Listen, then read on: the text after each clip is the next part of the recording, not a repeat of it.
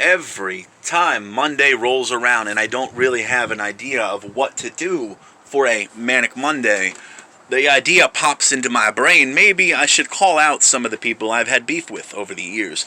People that took what Manic was doing so personal that they tried to attack me on a personal level. Nothing I do as Manic is who I am in real life. But it works and it gets the crowds yelling and screaming, either cheering because they love what I'm doing that's sick and twisted, or people booing me because they're upset and they're appalled by what I'm doing. I'm just always good at getting the fans to interact and respond, and I'm blessed for that. But there's many people out there that have always been jealous and butthurt and rubbed the wrong way, that the fact that I could be out there before them and the crowd is screaming and yelling and you can't hear the music. You can't hear the person beside you because how loud everybody is being for my match. And then they come out the very next match and crickets. Or they're out the match before me, crickets. And they go back, oh, it's just a dead crowd tonight. Then you hear, yeah! And the crowd starts yelling and screaming, chanting either Manic sucks, screaming Manic, or chanting Hero Champ. And those people got mad, they got upset, and they tried to make fun of me and talk to promoters. I don't think you should use Manic on your shows. I don't think he should be involved in your roster. You're doing something really cool. He's not professional enough to be here. And when the bookers and the owners and the promoters are like, bro, no, I love Manic. I love what he does. I hear the fans. I see what he creates. I see the adventures he goes on. I love it. Go home.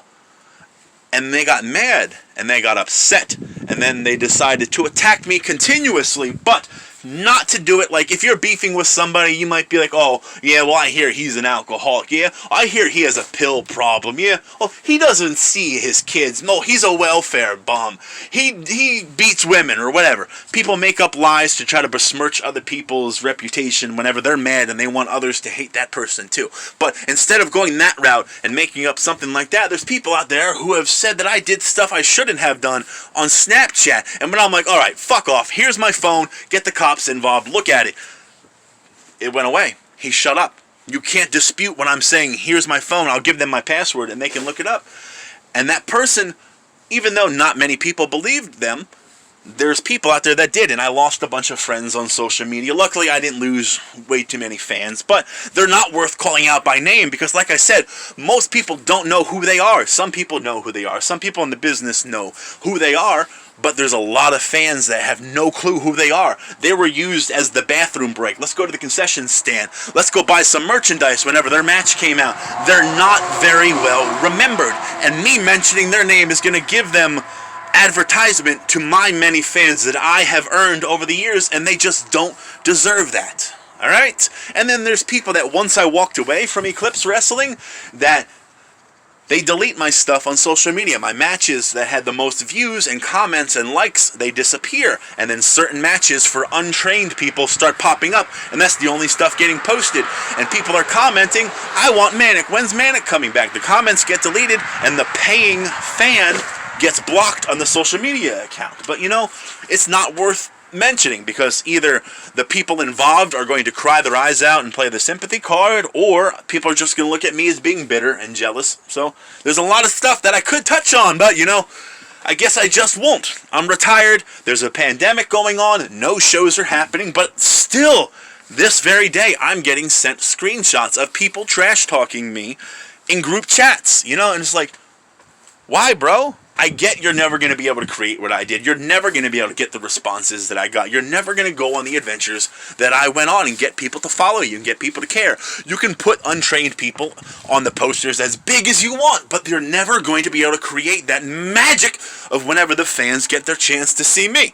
I get you're jealous. It's alright, alright? I'm jealous of race car drivers. I wish I could be a race car driver, but that's not the path I was meant to go on in life. The path I was meant to go on in life is to be a professional wrestler. But that part of my life is over. But when I was going on those adventures, those were some pretty good adventures, weren't they?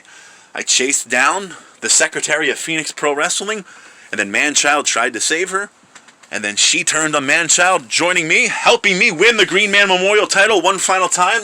so I could have it to cash in and win the Eclipse Heavyweight Championship. Then I went on the longest reign as Eclipse Heavyweight Champion in history, and I defended that in multiple states. I didn't just defend that in Altoona, Johnstown, Bedford, State College area. I took that to West Virginia. I took that to Delaware. I took that to New York State. I took that all over, and I just successfully defended it. It was an amazing adventure.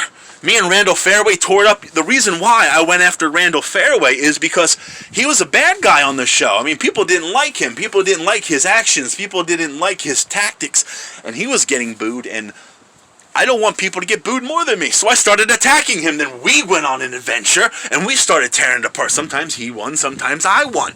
And it was just an amazing adventure. I chased after a mystery opponent before, and it turned out to be Doink the Clown.